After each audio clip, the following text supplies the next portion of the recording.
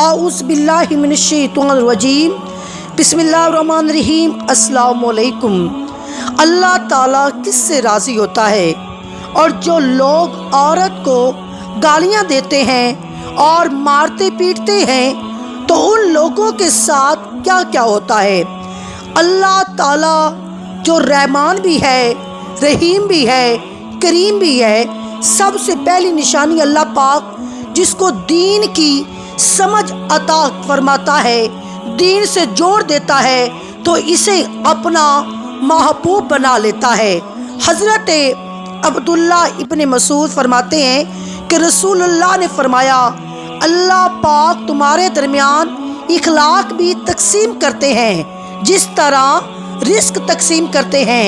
अल्लाह पाक दुनिया को इसको भी देते हैं जो अल्लाह पाक का प्यारा हो या ना हो, लेकिन अल्लाह पाक दीन की समझ सिर्फ उसे देता है जो अल्लाह का महबूब होता है। इबादत की मोहब्बत, कुरान की मोहब्बत, अल्लाह पाक की मोहब्बत, अल्लाह के ज़िक्र से मोहब्बत, रसूलुल्लाह पर दरूद और सलाम भेजने का शौक़ और तड़प, ये वो चीज़ें हैं जो इस बात की निशानी है कि अल्लाह ने इसे बहुत प्यारा बनाया है। और दूसरी निशानी रसूलुल्लाह ने फरमाया, अल्लाह जिसे अपना बनाता है तो फिर इस पर थोड़ी सी आजमाइश भी डालता है। अल्लाह पाक देखना ये चाहता है ये बंदा मेरे फैसले पर राज़ी होता भी है या नहीं। जो राज़ी हो जाए अल्लाह पाक उसे दुनिया में भी राज़ी करता है, आखिरत में भी राज़ी करता है।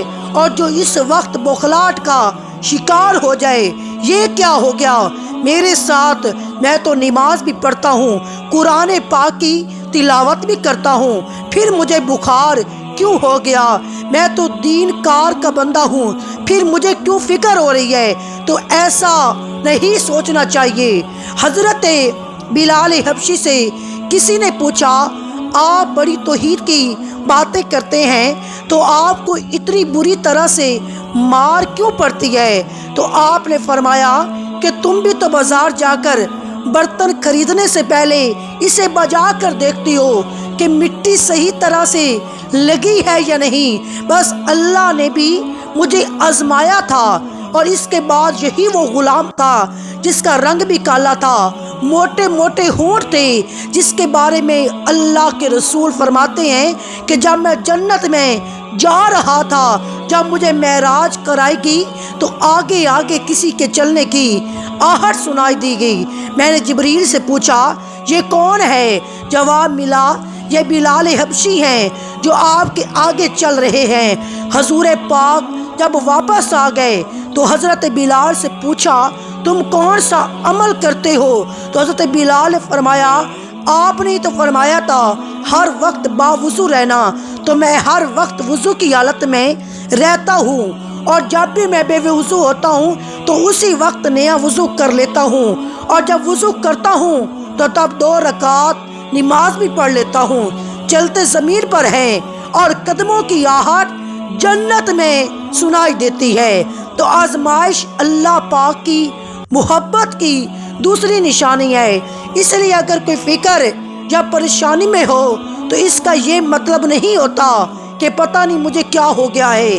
अल्लाह पाक अपने प्यारों को ही आजमाता है। और तीसरी निशानी तो बहुत ही ज़्यादा खूबसूरत निशानी है जिसे पता चल सकता है कि अल्लाह पाक किससे राज़ी है और हमसे मोहब्बत करता भी है या नहीं। अल्लाह पाक जब किसी बंदे से राज़ी होता है, मोहब्बत करता है, तो इसकी तरफ खूबसूरत बदलाव लाता है। हदीस में आता है जब अल्लाह किसी से मोहब्बत करता है तो अल्लाह जिब्रील को फरमाता है, इसके बाद आसमानों में ज़लज़ला आ जाता है, सब फरिश्ते बेहोश हो जाते हैं। फिर जब अल्लाह के हुक्म से सब होश में आते हैं तो सबसे पहले हज़रत जिब्रील अमी सवाल करते हैं, हमारे रब ये क्या फरमाया है?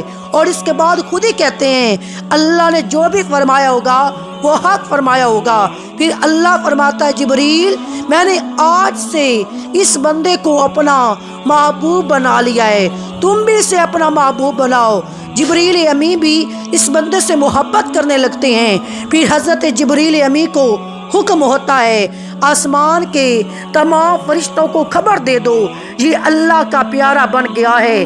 جبریل امین آسمان کے تمام فرشتے اور تمام نورانی مخلوقات بھی اس سے محبت کرتے ہیں۔ ساتوں آسمانوں کے خربوں فرشتے سے محبت کرنے لگتے ہیں۔ پھر ایک فرشتہ آسمان سے دنیا میں آتا ہے اور اعلان کرتا ہے اے لوگو فلاں شخص اللہ کا محبوب ہے۔ حضرت جبریل امین اور تمام آسمانوں کے نوری مخلوقات اس سے محبت کرتے ہیں، تم بھی اس سے محبت کرو۔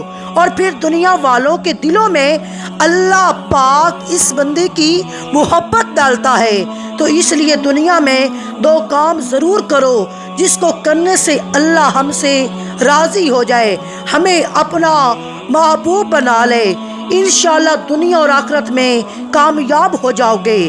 حضرت عبداللہ ابن عباس فرماتے ہیں جب نیکیاں قبول ہو جاتی ہیں تو انسان کے جسم میں یہ 5 نشانیاں ظاہر ہوتی ہیں۔ نمبر 1، جب انسان کی نیکی قبول ہو جاتی ہے تو اس کی وجہ سے اس کے چہرے پر عجیب سی رونق آ جاتی ہے، یعنی وہ انسان دنیا کے سامنے اپنی خوشی کا اظہار اپنی مسکراہٹ اور بشاشت کے ساتھ کرتا ہے، وہ ہر وقت خوش رہتا ہے، بلکہ یوں لگتا ہے اس دنیا میں اس سے بڑا سکون اور وقار والا کوئی نہیں ہے، لگتا ہے کہ اسے دنیا کا کوئی غم ہی نہ ہو۔ یہ خوشی ہر ایک کو نصیب نہیں ہوتی۔ نمبر 2، اس کا دل روشن ہو جاتا ہے، یعنی وہ ہر وقت اللہ کے وعدوں پر امید رکھتا ہے، اس کے پاس کچھ ہو یا نہ ہو لیکن اس کے دل میں اتنی خوشی ہوتی ہے کہ اس کو کوئی پرواہ نہیں ہوتی۔ اور یہ یاد رکھنا امیر انسان مال سے نہیں بنتا بلکہ امیر ہمیشہ دل سے بنتا ہے۔ حضرت علی کرم اللہ وجہ الکریم فرماتے ہیں دولت مٹی کی طرح ہے اور مٹی کو پیر کے نیچے رکھنا چاہیے، اور اگر سر پر چڑھاؤ گے تو وہ قبر بن جائے گی، اور قبر مردہ لوگوں کی زندہ لوگوں کی نہیں ہوتی، مردہ لوگوں کی ہوتی ہے۔ اور تیسرے نمبر پر جب کسی کی نیکیاں قبول ہو جاتی ہیں تو اس کے جسم میں نیکی کی طاقت آ جاتی ہے اور شیطان اسے گمراہ نہیں کر سکتا۔ شیطان سے بچنے کی قوت اللہ اس کے جسم میں پیدا کر دیتا ہے۔ اور چوتھے نمبر پر وہ اپنے مال اور دولت میں فراوانی پیدا کرتا ہے، یعنی اللہ اس کے رزق میں برکت پیدا کرتا ہے، وہ چاہے لوگوں پر کتنا بھی خرچ کرے، ضرورت مندوں کو کتنا بھی بانٹے، اس کی دولت میں کمی نہیں آتی۔ حضرت علی فرماتے ہیں نصیب کا رزق انسان کو ایسے تلاش کرتا ہے جیسے مرنے والے کو اس کی موت۔ اور 5ویں نمبر پر وہ لوگ دلوں میں اللہ اس کی محبت پیدا کر دیتا ہے، یعنی جب اللہ اپنے بندے سے خوش ہوتا ہے تو اس وقت اس کی محبت لوگوں کے دلوں میں پیدا کر دیتا ہے۔ اب ہم آپ کو بتاتے ہیں کہ عورت کی ذمہ داری کیا ہے۔ حضرت علی نے فرمایا کہ عورت کی سب سے بڑی ذمہ داری یہ ہے۔ حضرت علی کی خدمت میں ایک شخص آیا اور ادب سے ہاتھ جوڑ کر کہنے لگا یا علی، میری بیوی میرے گھر کا کام صحیح نہیں کرتی، نہ میرے کپڑوں کی دیکھ بھال کرتی ہے، نہ گھر کی صفائی کرتی ہے، تو کیا میرا ڈانٹنا غصہ کرنا صحیح ہے؟ بس یہ کہنا تھا۔ تو حضرت علی نے فرمایا اے شخص، کسی نے کہا کہ تمہاری بیوی پہ تمہارے گھر کا کام واجب ہے؟ کس نے کہہ دیا تم سے یہ؟ یاد رکھنا اسلام نے عورت کی عزت کو جتنا بلند کیا ہے اتنا کسی مذہب نے نہیں کیا۔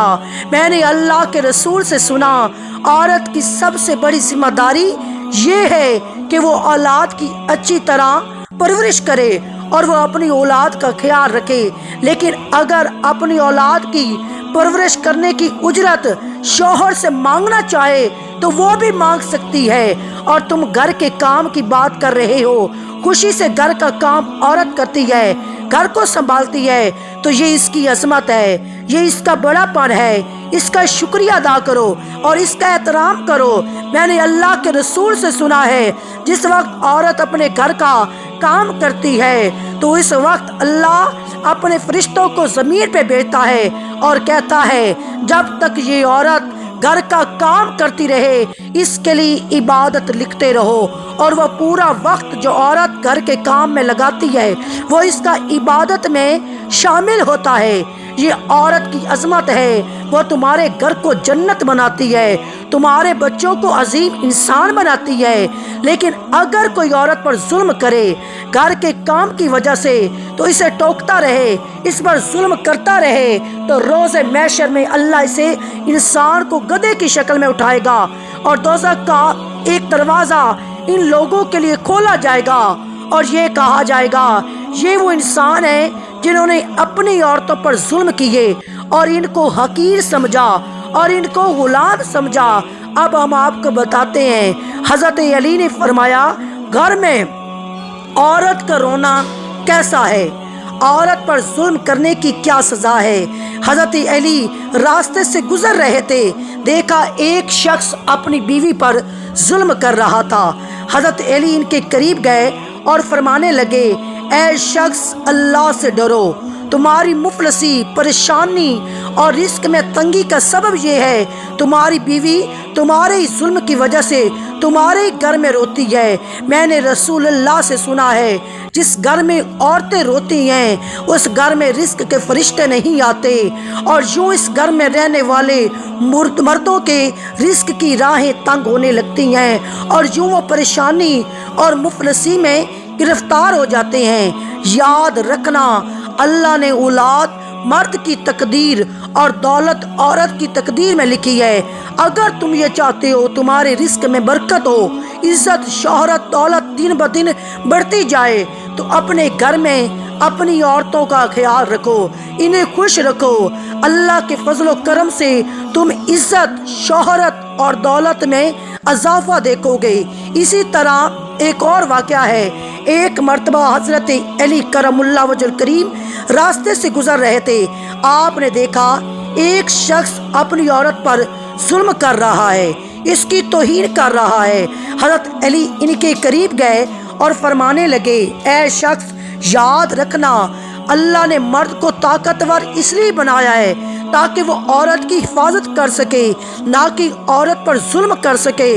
میں نے نبی کریم سے سنا ہے جو مرد اپنی عورت پر ظلم کرتا ہے تو اللہ اس پر لعنت کرتا ہے۔ تو اس نے کہا یا علی یہ میرے نکاح میں ہے، میں اسے جو بات کہتا ہوں یہ میری بات نہیں مانتی۔ تو حضرت علی نے فرمایا نکاح کا مطلب یہ نہیں تم نے اپنے لیے غلام خریدا ہے، بلکہ نکاح کا مطلب یہ ہے تم نے اپنی نسل کو بڑھانے کے لیے اس عورت سے مدد طلب کی ہے اور تمہاری اولاد کی اچھی تربیت کے لیے اس عورت کو چنا ہے۔ اے شخص جس سے مدد لی جائے اس کو غلام نہیں سمجھا جاتا، اور جو تمہاری اولاد کو پروان چڑھائے اسے حقیر نہیں سمجھتے، بلکہ تمہیں تو اس کا شکر گزار ہونا چاہیے۔ یاد رکھنا عورت پر ظلم کرنے کا مطلب ہے اولاد کی بغاوت۔ آنے والے وقت میں اولاد اس عورت کے جسم سے تمہیں نصیب ہوگی تو اس کے وجود میں تمہارے لیے بغاوت ہی بغاوت ہوگی۔